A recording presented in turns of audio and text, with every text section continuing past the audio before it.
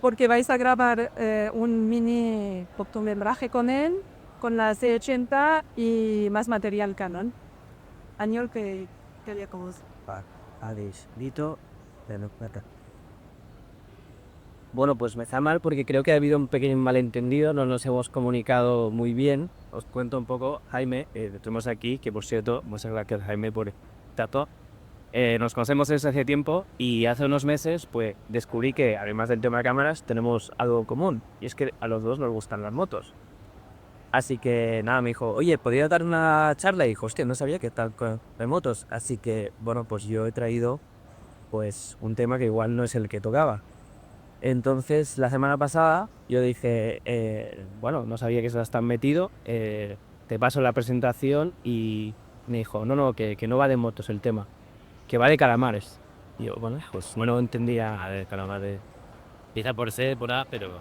Igual tenías puesto el autocorrector. Claro, pues iba a decir cámaras. Entonces, claro, yo después vi la publicación de Avisval y dije, no me acaba de quedar claro, así que, bueno, me ha quedado una presentación un poco rara, pero al final creo que lo hemos hilado un poquitín. Así que, bueno, cuida un poco de paciencia, después al final sí que tocaremos quesarritos, porque aquí Canon ha sido muy generoso, igual que Avisval y también, pues, Nightlight, que ha venido por aquí y nos ha dado un poco de apoyo. Gracias, Xavi. Saludo. Consulta que tengáis de iluminación, aquí me tenéis para lo que de iluminación. Y es nada, ponle el pila fuera. Preguntas difíciles de cámara a Jaime, por favor, no me pongáis en un aprieto. Y pues también hablaremos un poco de otras cosas. Es que hoy tocan moto, calamares y C80, ¿vale? ¿Les parece? Empezaremos por la C80 y luego ya vamos hilando un poquito. ¿Alguno de vosotros había conocido la C70 o ha trabajado con ella?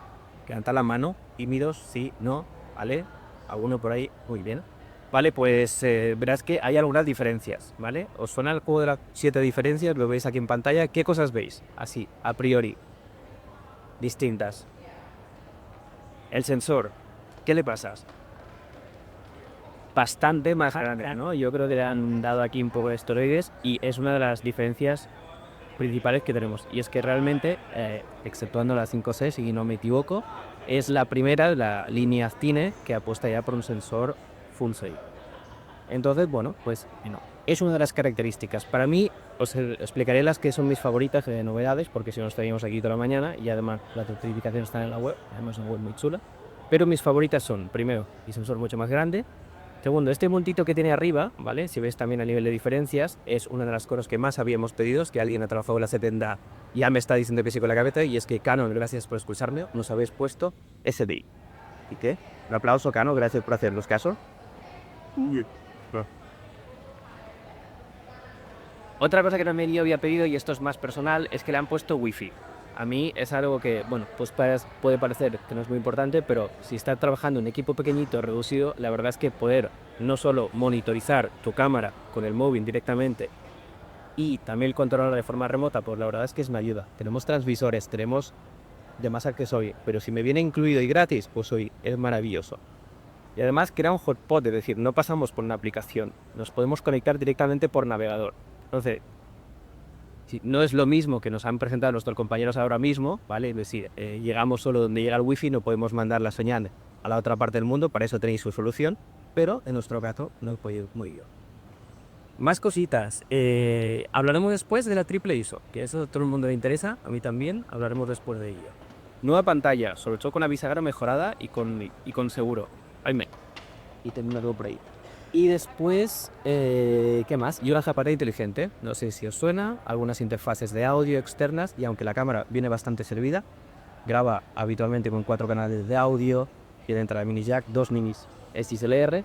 Si necesitáramos más por algún motivo y odias a los sonidistas y no quieres trabajar con ninguno, ponerle 2 más, ¿no? ¿No me equivoco? Con la interfaz. Y además suele pasar eso, el odio a los Sonic. Hay un accesorio de la marca Tasca que se conecta por zapata inteligente, pero también sirve para micros de tercero, que con la comunicación de la zapata inteligente evita cablear el poder. Que para la gente que tenemos todo, pues bastante ahí. Muy bien, estas son las certificaciones, no voy a entrar en detalle porque por eso está la web, pero después fijaros en esta, recordad un poco esta imagen cuando hablemos de la hermana. No tenemos ni ganas de ese que es, tenemos la hermana. Bien, los que ya habéis conocido o trabajado con la GS Delta sabéis que es un cuerpo que sobre todo está pensado para trabajar de forma muy cómoda, en pie. Y que la podéis guiar, que la podemos vestir, pero su concepto para mí, tal como lo entiendo, es cogerla de la bolsa, sacar y trabajar. Entonces, para mí está muy pesada para ese pues, sin make pues, más, que lo haga más en solitario o de una forma mucho más fácil. Por lo tanto, es muy versátil y muy flexible, igual que lo es la cámara, también son los cores. Sabéis que podemos trabajar de forma interna con RAW Light hasta el código más comprimido, el MP4, el OwnWalk a 420. Resumiendo, para el cliente que no te paga en las horas de DaVinci, pues oye, lo grabo a mínima calidad y se lo paso. Y total, va a ir para ahí y no lo paga, suficiente. Entonces, nos podemos complicar mucho, podemos girar por el RAW, podemos etalonar el DaVinci lo que sea, o podemos trabajar de forma mucho más fácil. Aquí tenéis, lo podéis consultar toda la práctica. Y ahora vamos a lo que yo había preparado, vamos a hablar de POM. Concretamente, de distintos tipos de moto. Aquí, como veis, os he puesto dos que sirven para cosas distintas. Una está para ir por carretera, para hacer espaillitos, para ir deprisa, y la otra es para ir por el monte para agilizar. Pero estas motos tienen algo en común, y es que tienen el mismo motor. Es decir, un mismo motor, pero en distintos chassis se permite hacer cosas distintas, desde ir a un circuito a atravesar por ahí molto. Pues lo mismo pasa con su hermana, con la C4 Queso. Es exactamente el mismo corazón, la misma alma, el mismo sensor. Solo cambia el chassis. Así que a partir de ahora, cuando hable de una, en realidad estoy hablando de las dos. Por eso decía que no es tanto la hermana pequeña, sino que para mí hay una versión diferente. Mismo motor, mismo sensor, misma pesta. Entonces, ¿ventajas que os puedo decir? Pues oye, que si quieres el sensor, quieres esta calidad de la C400, aprecia la C-Chroma. O porque bien no necesito esa interfaz. O porque prefiero un formato que sea más ágil, más talla o más sencillo, pues tengo la opción de ir a por la C80. Pero eso es la ventaja, o para mí lo interesante de esta propuesta. Un solo sensor, dos chasis, dos formatos distintos para adaptarnos a lo que nosotros queramos. Por eso os decía, estas son las especificaciones de la C400. No sé si os acordáis de la Diapo de la C80. Hay dos diferencias. Una, vamos a decir aquí, es las ranuras de tarjetas. La T400 usa SD y una CF Express. Y la otra diferencia está abajo de la vía por donde pone refrigeración y Compass Design. Son iguales, pero se han cambiado el lote. No tiene diseño, no sé si pero al fin y al cabo, lo que quiero que quede claro es que tenemos mismo sensor, los cámaras. Y ahora sí, vamos a hablar del sensor. Entiendo yo que para todos es lo que más nos interesa o la parte más importante de la cámara. Bien, pues para hablar de ese sensor, que como veis, ya habéis dicho exactamente es full frame, EK, RAW, esto es menor de RPI. Con el sensor BSI, el FSI, las diferencias entre los dos. Estupendo, pues justamente de eso vamos a hablar. Y será rapidito, lo prometo. Entonces, para dar del sensor, vamos a hacer un paralelismo y ya veremos del ojo más perfecto que existe en la naturaleza. Este no, este es bonito, pero la verdad es que falla bastante. El más perfecto de la naturaleza es el. Este en concreto con pulpo, pero en realidad sirve para todos los cefalópodos. Entonces, biólogos submarinos, si hay algo que le diga mal, pues corregible. Pero vamos a hablar que el sensor, sobre todo, de nuestro amigo el calamar o Loligo vulgari. ¿Por qué os lo he traído? Porque realmente, no sé si es cierto, no, esta es una teoría personal mía, pero yo creo que Canon se ha inspirado en el calamar para hacer esta cámara. Si es así, luego me lo tengo idea de otros crustáceos para plasma. Vamos a hablar del ojo humano. Nuestro ojo humano viene talado, viene con fallo. Y es un fallo de diseño. Y no ponemos torre. No sé si os ha pasado alguna vez, después traigo en el descansito, no me veamos, pero os traigo una prueba para demostrar que todos y cada uno de vosotros ve mal. Lleves gafas o no lleves gafas. Y además, mala noticia, no se puede corregir. Eso, de hecho, mira, va muy por ahí el tema. Después del descanso, si a alguien le apetece, puedo mostrar que con esta diapositiva todos tenéis un punto ciego en cada uno de vuestros ojos. Es decir, no podéis fiaros de vuestros ojos, porque tiene un fallo de diseño. Aquí la diaco, ahora estáis viendo en el lado izquierdo el ojo humano, y en el otro el de talado. no sé si se ve mucho, pero si os fijáis primero en el ojo de la izquierda, estas líneas que pasan por delante son el cableado, son las neuronas que unen los sensores, por así decirlo, los píxeles del ojo, los conos y bastones, y nos llevan a este ramito de aquí, en el punto 3, que es el nervio óptico. ¿Veis que todos los cables están por delante? Esto equivale a esto. Entonces, esta maraña de cable mal desordenada que es nuestro ojo, cuando se concentra en el eje óptico, nos da este punto ciego. Esta mancha negra de aquí. ¿Cómo la resolvemos? Porque vosotros ahora mismo no estáis viendo manchas negras. Pues interpolando y haciendo cosas parecidas, ¿vale? Dejemos que no podemos tirar lo que vimos, tal cual. En cambio, ¿cómo lo ha hecho el calamar? Fijaros que por delante ha puesto los píxeles y el cableado por detrás. Aparte de ser mucho más ordenado, es mucho más efectivo, es mucho más eficiente, percibe mejor los colores, percibe hasta un 80% más de luz. Y esto le permite ver mejor en la oscuridad. Esto es un sensor, distintos aumentos. Si os fijáis en la última, vista en microscopio electrónico, el píxel es lo que está en el medio, y lo que veis redondito es la lente que lleva el cine, ¿vale? Bien, pues esta es la diferencia entre un sensor CMOS tradicional o FSI o el nuevo sensor que está utilizando Canon, que es el TF, y está inspirado, como veis, en el ojo del calamar. ¿Por qué? Porque justo detrás de la lente de cada uno de los píxeles tenemos los píxeles y el cableado, el wiring, está detrás. Por lo tanto, no está en medio. Y si os fijáis en el cono que hace la luz y la diferencia entre los dos, veréis que el ojo del calamar, la cámara de Canon, de muchísima más luz. Y además que no tienen el cableado al lado, no tienen una interferencia electrónica, con lo cual la señal es más limpia.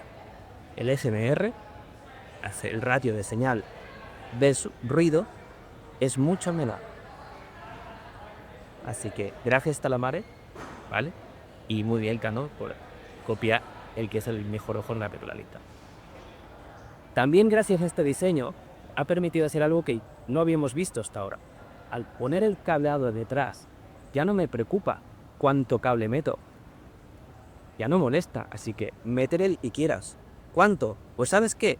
En lugar del circuito, no se voy a meter 2, te voy a meter 3.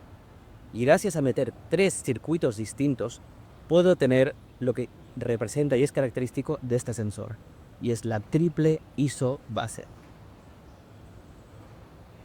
¿Os suena las distintas ISOs bases?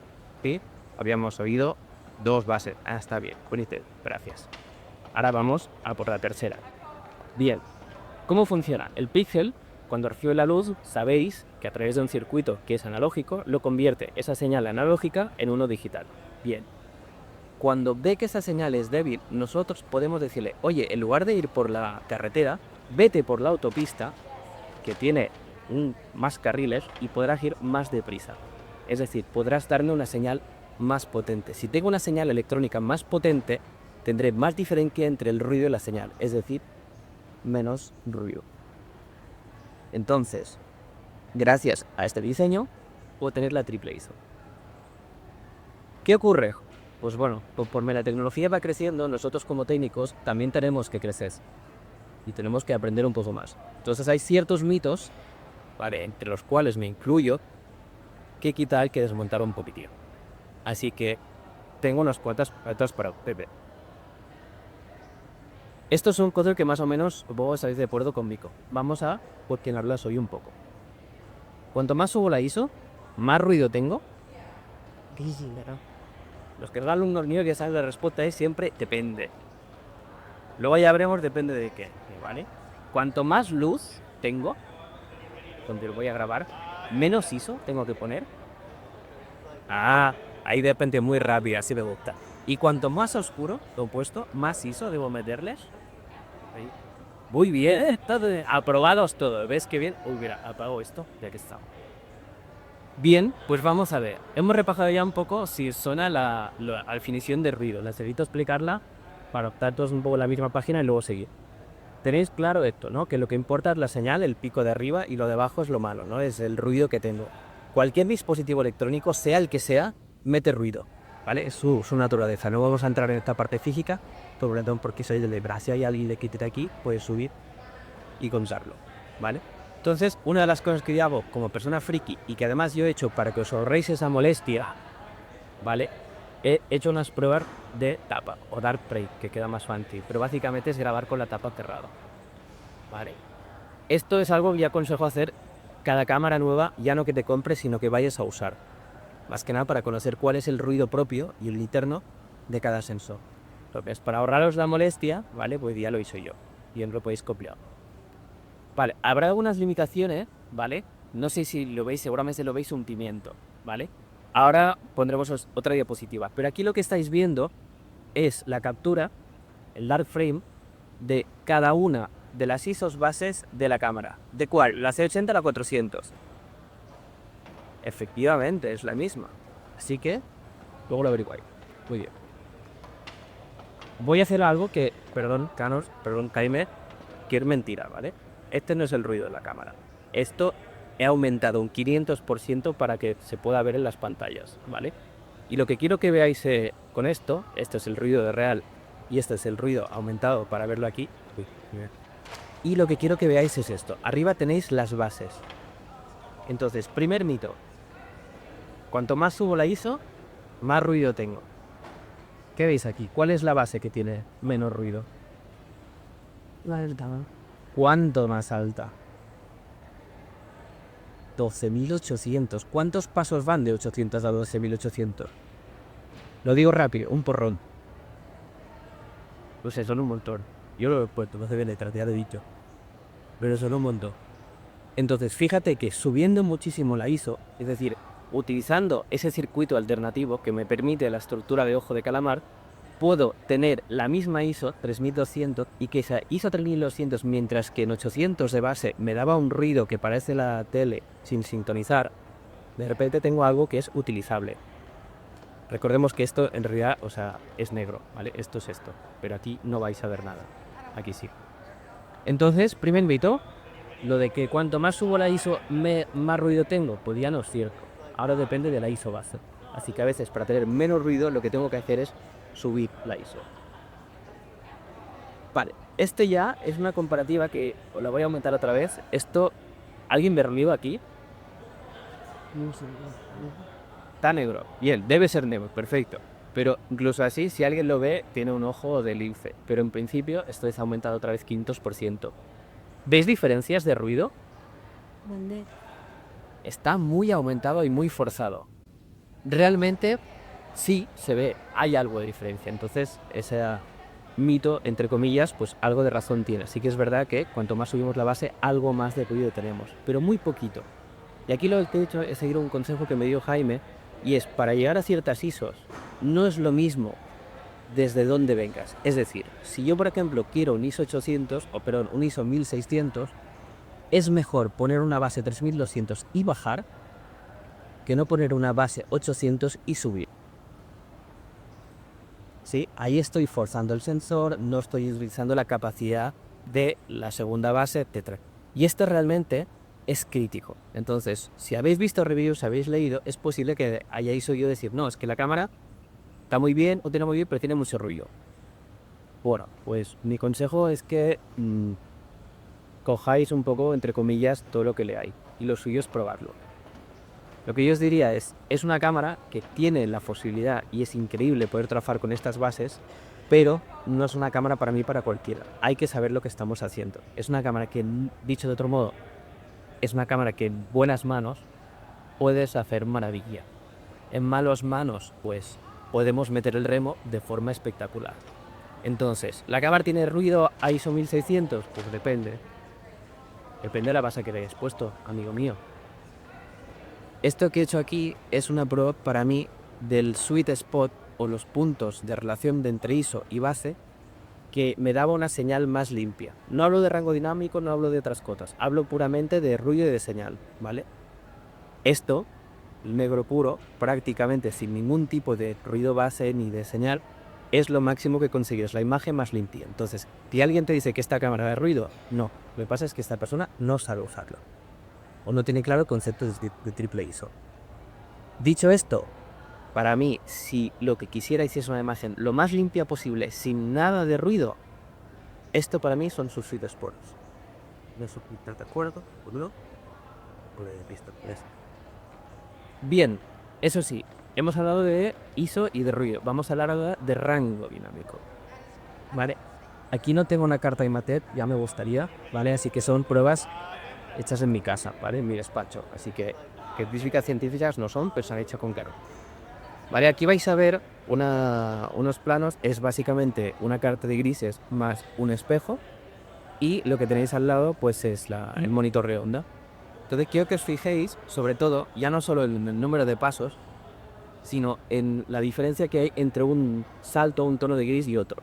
Es decir, cómo definidas son las líneas.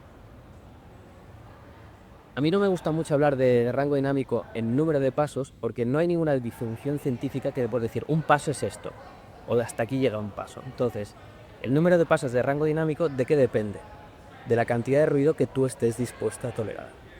Si os fijáis en la parte del formato de onda, justo en la esquina inferior, veis que sí que se ven pasos, pero las líneas están tan borrosas, es decir, tienen tanto ruido, que yo para mí, aunque sí que hay un paso de rango dinámicos, no lo cuento, porque eso es un rango dinámico que no voy a usar.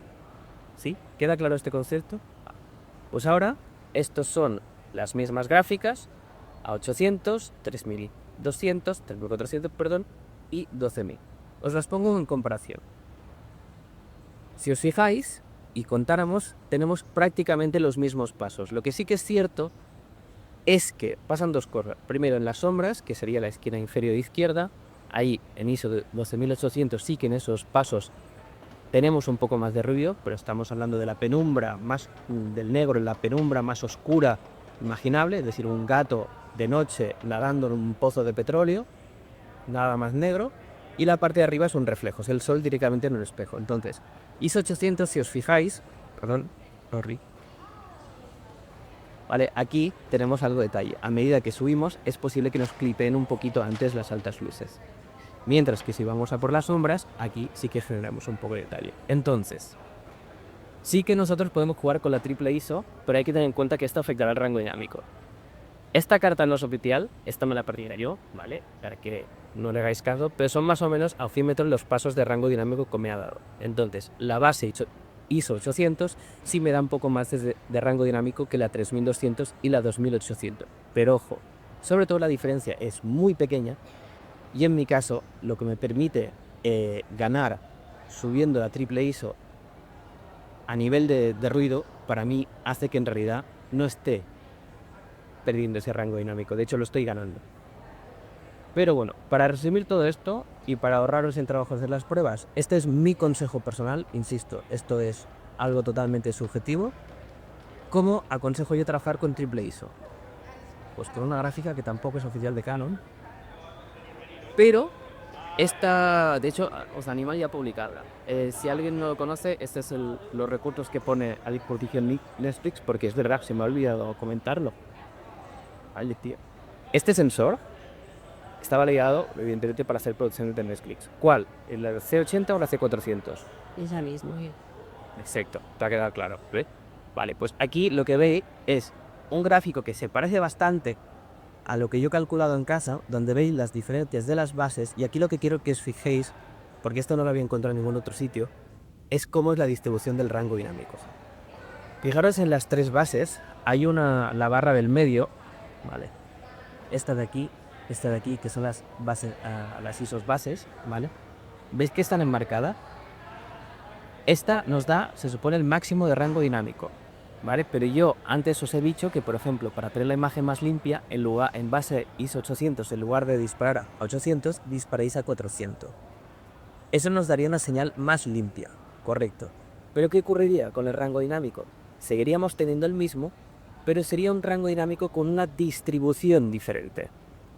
Es decir, para mí, y esto me gustaría que fuera un poco más el dominio público, porque para mí es muy interesante y es una gran ayuda, me serviría para decir, vale, quiero una imagen muy limpia con poco ruido, pues bajo la ISO. Pero si bajo la ISO, fíjate que entonces tendré el mismo rango dinámico, pero tendré más rango dinámico en las sombras que en las luces.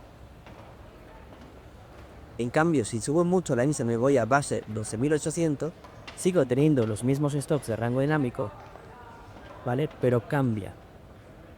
Es decir, para mí, si quisiera la imagen más limpia y trabajar a ISO 400, ¿qué tendría? Mucho detalle en las sombras.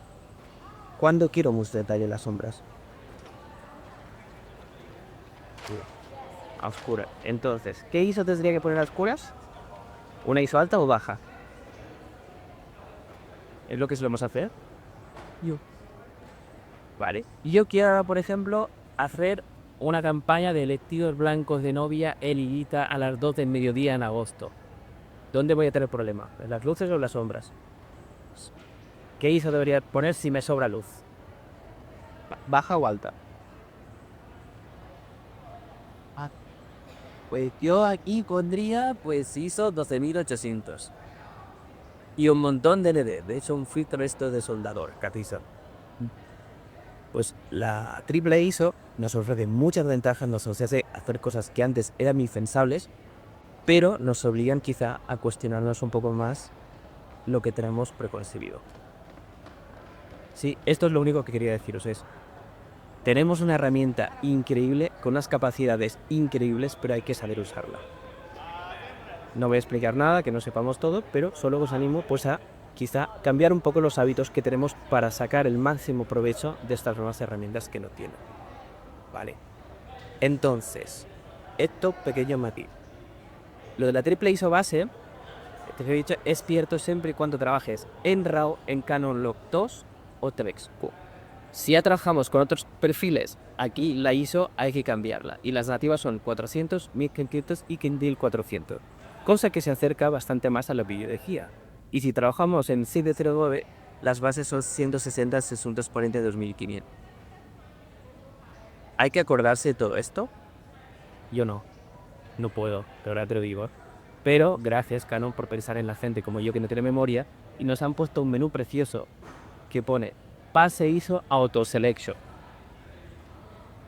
Yo pongo la ISO que quiero y él me ajusta la mejor base posible.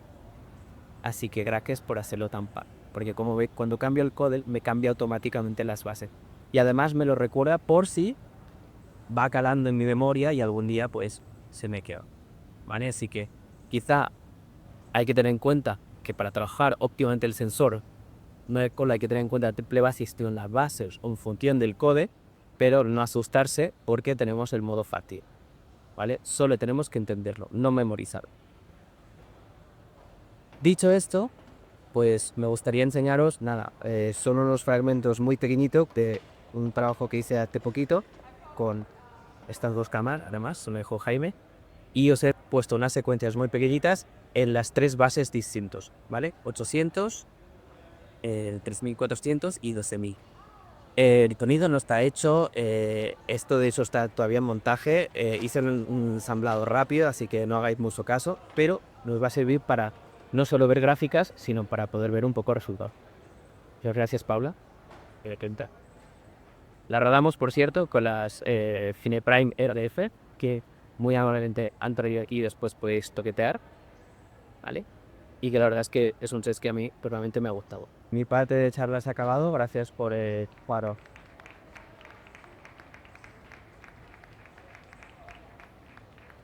Esto no me lo esperaba, esto viene después y no es a mí. Lo que os propongo ahora es lo siguiente, gracias a que esta charla estamos dando en lo que para mí viene a ser Disneylandia, ¿vale? Pues la verdad que tanto Canon como Visual se han portado súper bien y lo que os propongo es un challenge, así que tenemos una cantidad enorme de cámaras, ópticas, lentes, lo que me gustaría es que lo probarais. Entonces, para probar algo y hacer algo interesante, pues bueno, con unos amigos aquí presentes, os proponemos este desafío. Queremos rodar una escena, ¿vale? Tenemos Lu, de hecho, ahora cuando quieras, nos presentas el test, por favor. Que queremos, ahora veremos un par de prácticas, tenemos una contra, tenemos todo el catálogo de las Light y las Lux, gracias. Y lo que propongo es esa pequeña historia, donde pose a una inmigrante de 43 años que busca permanecer en Londres con su familia, busca renovar su visa y se enfrenta a una funcionaria pues un poco agobiada por su pasado y lo que parece en principio un trámite acaba siendo un duelo verbal donde se enfrentan el chantaje y la conducción. Y para esto tenemos dos actores que son Víctor y Mónica, no sé si están por aquí. Víctor y Mónica. Un aplauso para ellos, ese sí.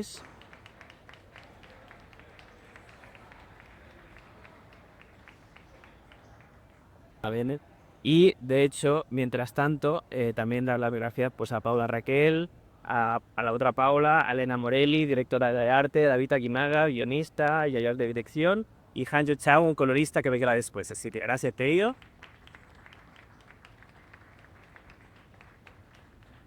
Entonces, mientras ellos se preparan y se colocan, os cuento un poco cuál es el plan. Si queréis, ahora os lo dejaré aquí, os podéis descargar con un QR el guión, luego os acercáis y le hacéis una foto por si queréis seguirlo, ¿vale? Es una acción que será tanto en español como en inglés, justamente. Y los planos que os pido son esto, ¿vale? Podéis hacer después lo que queráis, ¿vale? Entonces mi propuesta es como tenemos un montón de cámaras y ópticas, y yo os propongo hacer pues grupos de filas. Entonces, primera y segunda fila en una cámara y os repartís entre 2 o 3 y después cada plano vamos cambiando. ¿Os parece? Sí, así que primera fila a escenario, a currar. Podéis elegir el plano que queráis. No es el tono federal, plano contra plano, con escorzo, sin escorzo, conjunto.